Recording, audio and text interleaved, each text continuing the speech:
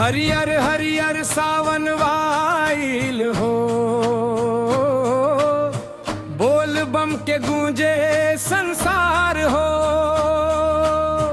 कांधे कांवड़ दिल में भोलेनाथ तलसा देवघर हो।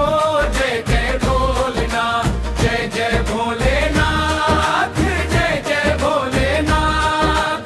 हर हर महादेव बोल से बोल बम हो।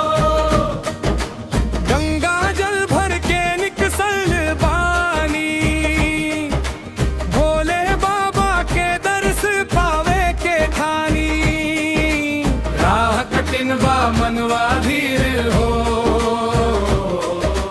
नाम जपत चल लल मिटे पीर हो। डमरू बाजे मन धड़कावे, भक्तिन के कदम और बढ़ावे। आसमानों से बरसे प्यार हो, भोले के दरबार निर्धार हो। हरियर हरियर सावन वाइल हो, बोल बम के गूंजे संसार हो। कांधे कांवड़ दिल में भोलेनाथ चलस देवघर हो। जय जय भोलेनाथ, जय जय भोलेनाथ, जय जय भोलेनाथ। हर हर महादेव बोल से बोल बम हो।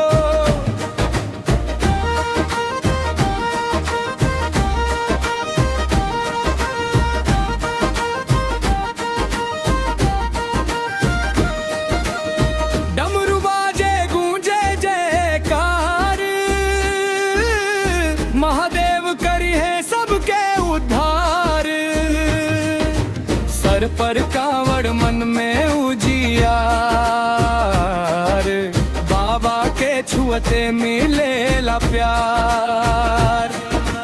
भोलेनाथ के नाम से जी जाई, सावन के रंग में रंगीले हो जाई। दुखवा सवेरे जैसे धुआं उड़ जाई, बाबा के कृपा से दुनिया मुस्काई।